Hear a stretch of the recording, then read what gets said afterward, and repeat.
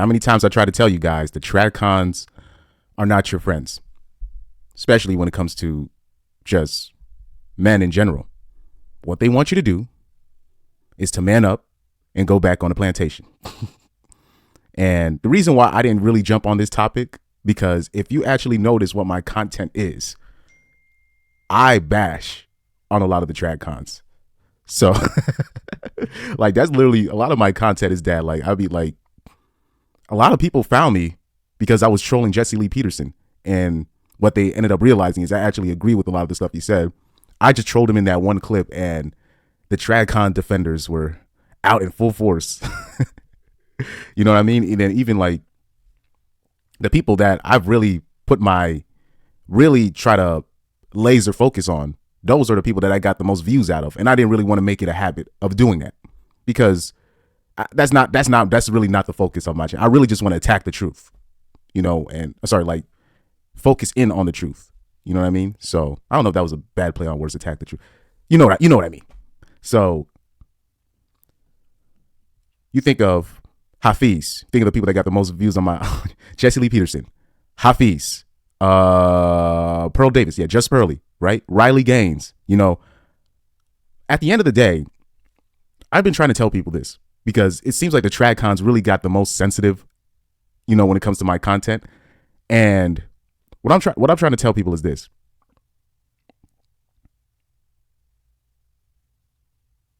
the feminist that you like, when you see a feminist with her green hair, her purple hair, talking about we need like real equality, those people are not your enemies.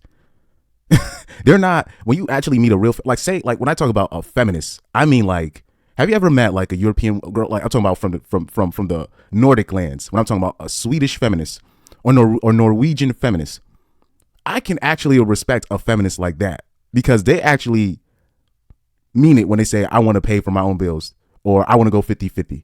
You know what I mean? Like they actually believe in like equality, and equality actually frees the average man from having to babysit. You know what I mean? So when you think about it, they're not your enemies. The enemies are these moderates, right? The people in the middle, the cherry picking feminists in America, basically the self-proclaimed American feminist that doesn't have purple hair, that doesn't have, green hair, or the cherry picking feminists. The ones that go to child support court but still want equality, right? The ones that want you to still pay alimony. You know what I'm saying? Basically, the average American woman here. That's your problem, right? But what TradCons want you to do is they want you to take care of these people. You just sit on it. And I have this belief. This is also what I have a belief in. Because people just think just voting Republican is just going to change your problems. No, it's not. What people don't understand, what the average normie TradCons don't see, is that those Republicans that you're holding up in the air, they profited off the feminists destroying families too. They don't even know. They put money behind these ads too. They was making money off that too. And now what's happening is, once the negative consequences come from it, now they're like, oh shoot, we need a workers back, or oh shoot, we need people to buy in. The wedding rings business is going down. Jewelry business is going down. People don't want to come to restaurants no more. And then they don't understand. So once that negative backlash comes, now Jordan Peterson comes out of nowhere. Man, get back to work. No. I see that for what it is, man. And like I said, there wasn't a whole lot of RP creators going after Jordan Peterson in his message. But I do have to give a shout out to like guys like Saint and the Sinner, Rolo, guys like that. You know what I mean? Two guys who I don't necessarily agree with everything that they say, but I do frequent their streams from time to time because they'll call out certain people that need to be called out, or other content creators, a lot of other content creators too. But I highlight them too, those two, because they'll say things that I don't agree with. But I always have to give them their respect for really just actually calling them out. Now, other male content creators will call out Jordan Peterson, but at the end of the day, they all want to interview with him or his daughter, or well, they want to fuck his daughter, but that's another story. And so they won't actually go in. You know what I mean? So I always give guys like that. There's other people too that call them out too, like Hammerhand, like guys like that. MGTOW Reloaded, MGTOW Monk, all these. Well, that's Hammerhand. Shit. All these guys, Sandman, all these guys. So, but those are a lot of people that you know that could fall under that umbrella, But these people are not. They're not your friend. They're not your Hafiz. I'm so happy that he tucked tail and got out. Man, he'll see what's up in the future. He'll see what's up in the future. Not wishing anything bad on it, but he'll see what's up in the future. Because he thinks he's Steve Harvey. He really thinks he's that guy, but it is what it is on his end. Hey man. But like I said, I don't want to go deep in it. Just look at my content. I've been on this. Like even with Just Pearly, it was interesting.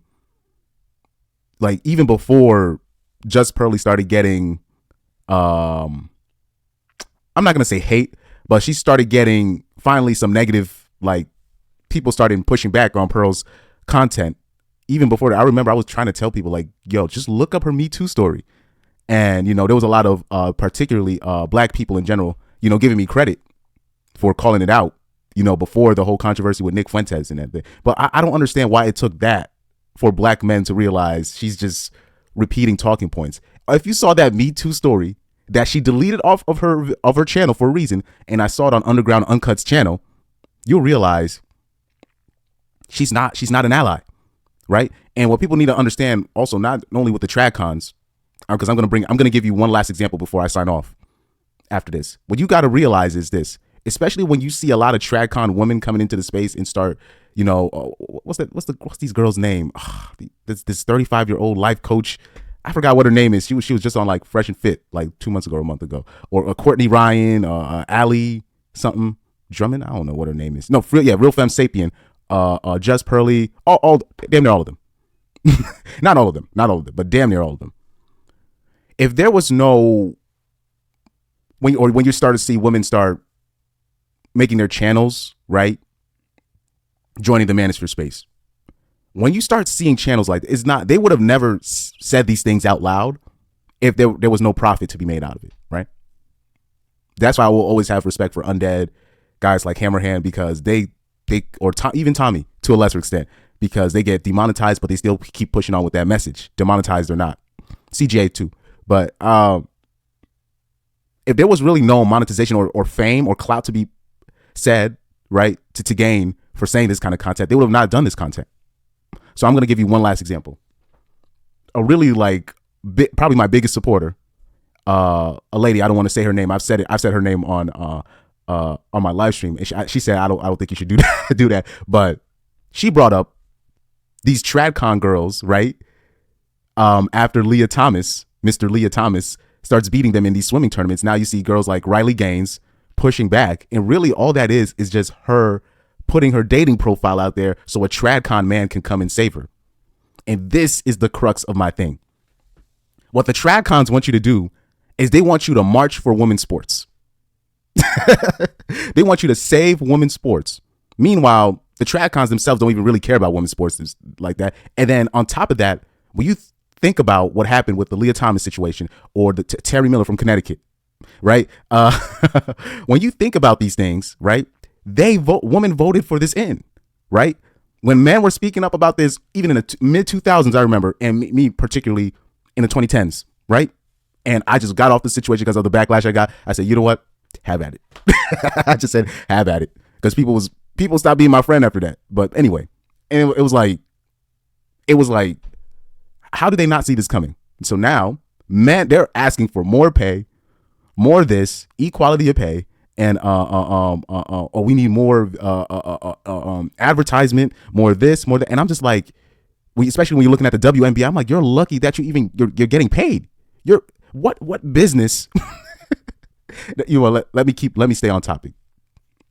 These same women they're blaming, what people don't understand, they're still blaming men for that. It's TradCon women saying men are still part of the problem.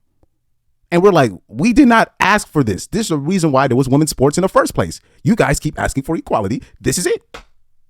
Because if there was equality for real, there would be no need for a WNBA. You just be good enough to join the men. Nobody's stopping transgender men from joining men's sports. We're not. They're not. But there's a reason why there's barely any. It is what it is. And now they want us. They're coming to their rescue. And this is where I have to call the TradCons. This is my last point. I think what TradCon men are trying to do, and they think they're slick, but this is me maybe being cynical. What TradCon men I think are trying to do by trying to make this whole women's sports thing an issue, and they're trying to save it.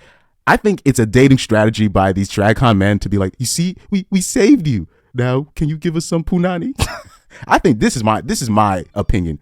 This is why TradCon men be getting so tight at me. It's TradCon dudes coming at me in the comment section saying that I'm a weirdo for wanting men and women's sports or whatnot. I'm like, they literally asked for this. Now you want to come to their rescue while they're still blaming you.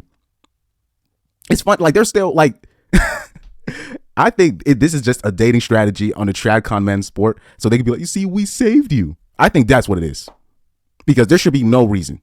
There should be no reason why these people are going out their way to basically push men to still bite the bullet when they still hate us in the first place. You know what I mean? And, well, I don't want to say any more names because it's interesting. The TradCons, the most backlash I've got on my channel that I've really realized, it's TradCon men. They still want to be on the plantation. It's on there.